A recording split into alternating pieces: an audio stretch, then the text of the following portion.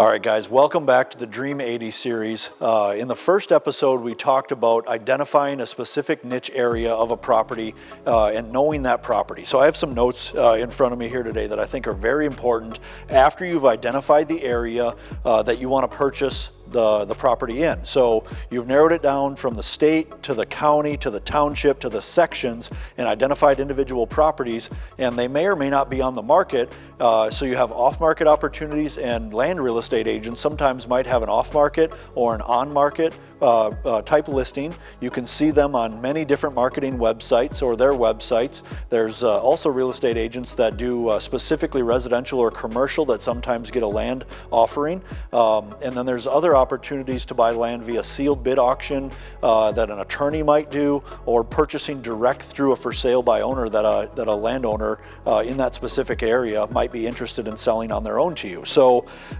every one of those opportunities to find land has its own opportunities and challenges potentially. So we'll talk more about that down the road. But for right now, on the topic of the Dream 80, to keep this series educational for you, I have some notes here that I'm going to read off based on this specific deal that I ended up purchasing.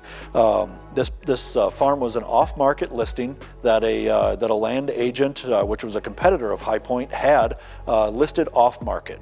The property was listed at $6,000 per acre, and the two things that I want to talk about in this video are, in land real estate, you have to be careful, different than commercial and residential to my experience, buying land in 5 or 6 states, is when you have real estate, you have to be careful, land real estate, you have to be careful not to offend the seller.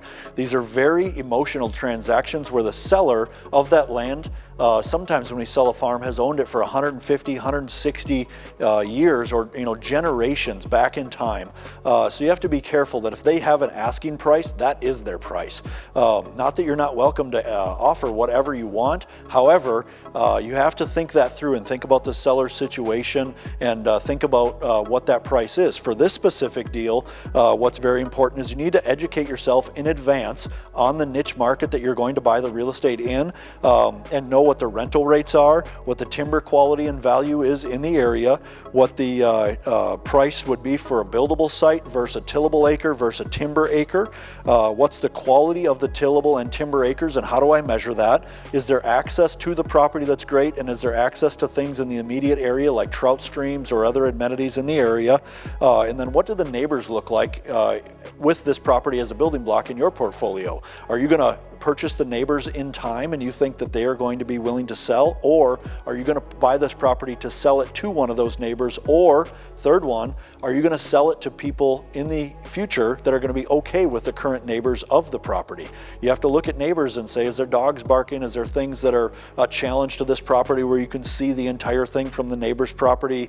Does it overlook a neighbor's property that you don't want to? Does it take on water from somewhere else, which is going to make tiling a challenge, or pond installation an opportunity, or whatever those opportunities are? You really have to think down the road and narrow down what type of property, because it makes it way easier to find the type of property or to find the actual property that you're going to purchase.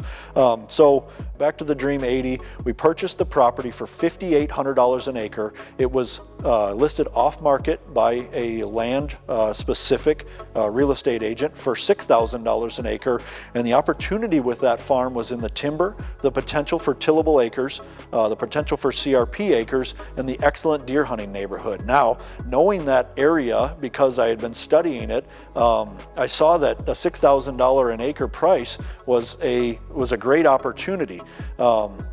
We'll get into the numbers deeper in the future in this video series, but we sold properties at High Point within a few miles in each direction of $10,400 per acre and $9,600 per acre. So having a property be a listing price of $6,000 an acre automatically identified, one, that it was in the area that I wanted to be in for all of my specific intentions, and two, that it was automatically undervalued in price. And then after walking the property, there was instant value in walnut, red oak, white oak, and timber that could come off that was in harvestable size, as well as tillable acres that currently were in food plots from the previous owner that needed some work, amongst other things that needed some work. The property had water on it and availability for income, which was also great opportunities in what we were looking for. So a couple things to take back to wrap up this video. Be very careful what your first offer is and know the market. If I was to offer a price on this property, even though it was an opportunity right off the bat, that was, you know, half the price of the listing price, I would have assumed that it would have offended the current landowner that was the seller to the point where he might not be interested in working with me on this transaction.